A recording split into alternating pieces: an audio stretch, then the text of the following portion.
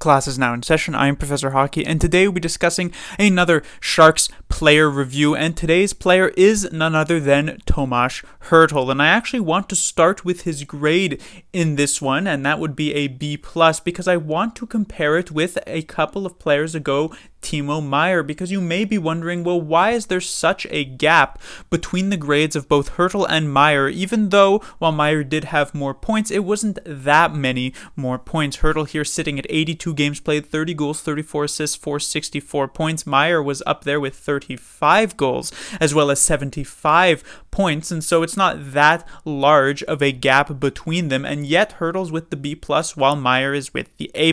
This is because Hertl, while it was a good season, it wasn't the same level of dominance that we saw from Timo Meier. And I actually want to go back once again using the history here, not just to the 18-19 season where Hertl had that career year, but I actually want to go all the way back to Hertl's first year in the NHL, the 13-14 season. He comes in, first game of the year, puts up his first NHL point. That was an assist. The second game, he scores his first career goal in a 2-goal performance against the I believe at the time it was the Phoenix Coyotes. And then in game 3, he blows everybody away by scoring not 1, not 2, not 3, but 4 goals, including a spectacular move on said 4th goal to win the game 9-3 for the San Jose Sharks over the New York Rangers. And so at that point, Hertl sat with 6 goals and 1 assist, 7 points in just 3 games to start that season. And the hype for Tomas Hertl was at the absolute maximum point. And over the next, couple dozen games that he played, he actually performed quite well, obviously not sustaining the 7-point in 3 games pace as you would expect, but 25 points in the 34 games was actually very good, and he could have been well on his way to being a Calder nominee, for instance. However, in game 35 of that season, he had a very unfortunate run-in with Kings forward Dustin Brown, a player who many Sharks fans already were not much of a big fan of, and were even less of a fan of after the move he pulled where he goes knee on knee with Tomas Hertl, taking him out for pretty much for the rest of the season.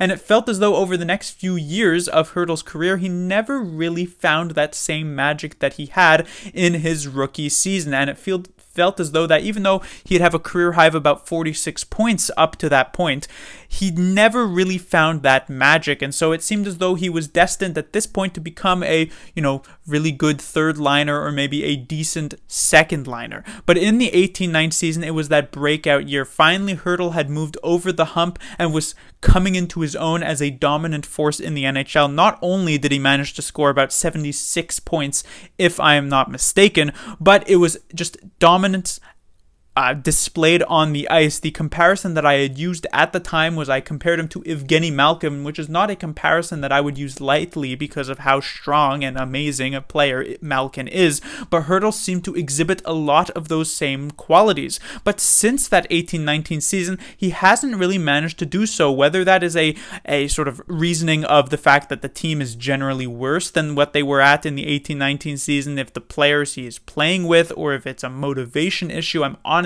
not entirely sure, but he has never reached that same level of dominance, and not just points-wise, but play-wise. Here this year, I would characterize his 64 points as sort of a quiet 64 points, where he would score a goal here or there, but it was never a game in which there was rarely a game where you said, wow, Hertl is just all over the ice. It would occasionally happen time and time again. He'd score something, or every once in a while he'd score like a couple goals in this particular game, and you'd say, wow, Hertl really makes a couple nice plays there, very nice game for him. But then you'd go multiple games where he might get something like 5 points over 10 games, but he would never look fantastic doing that in comparison to Timo Meier. Especially since if you looked at Meier, no matter which 2 line mates he happened to be with, he was driving that line forward. With Tomas Hertl, he definitely performed when he was with Timo Meier at the end of the season with Barabanov, but For instance, early in the year when he was playing on a line with Barabanov and Balcers instead, you were expecting Hertl to be able to sort of take over the game occasionally and really drive that line forward, but he never actually managed to do so. And if Barabanov and Balcers were awful players, I guess that would be some sort of justification. But Barabanov is obviously pretty good, and Balcers is certainly serviceable in an offensive role, and yet it never really took off. And so it was a good season for Hertl. It's impossible to say that a 64-point year with 30 goals was a bad year, but it's still kind of leaving a bit to be desired. Another thing that we can mention about Hertl, maybe that is a potential excuse that he had for this season, was the kind of controversy surrounding his name just due to the fact that his contract would be up at the end of the season, and there were a lot of trade rumors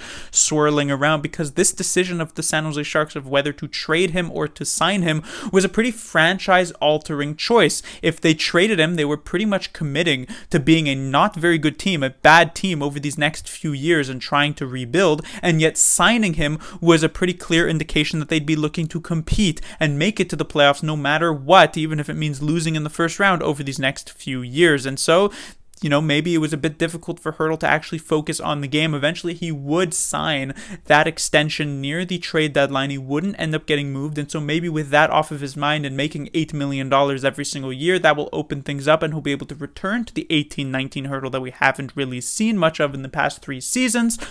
Or, maybe that was just sort of a flash in the pan for him. But on to a couple of these other stats here. We have a -9 in terms of plus-minus, especially when you compare to a -3 of Timo Meier. You could see Meier was more so mitigating that minus by being that driving force and being able to dominate when he was on the ice. Hertl was a bit more at whim of how the team generally was doing. -9 is not particularly egregious. This isn't meaning that Hertl is awful when he's on the ice defensively or anything like that. It just means that he was sort of kind of in the ebb and flow of the usual San Jose Sharks, which was to give up more goals than they scored. That's why they missed the playoffs. Finally, however, even though Hertl was maybe not that extreme dominant force that we've seen from him in the past, in that one particular year, he was certainly still relied on quite consistently. 19 minutes and 56 seconds of ice time, almost 20 minutes per game here. That leads all Sharks forwards. He plays in every single situation, even strength. He plays a lot in, of course, power play as well as shorthanded time. I believe he was maybe 5th in forwards shorthanded, and this is behind the likes of, penalty kill specialists like, Matt Nieto, Nick Bonino, Andrew Cogliano. But besides Hertl, the only player who was like a consistent, actually all situations type player was Logan Couture. Hertl was then right there behind him. And of course, it should be noted the Sharks were the second best penalty killing team in the entire league. So clearly Hertl played a big part in that. So he is still a forward who is extremely reliable for the San Jose Sharks, who you definitely want on the ice in that last minute when your team is down a single goal. It's just that I feel as though there is more of a higher ceiling for Tomas Hertl that he just hasn't been reaching in these past couple of games or in the past couple of years, which is why his grade is sort of low-ish, reflecting that. So like I said earlier on in the video, I give him a B+. Class dismissed.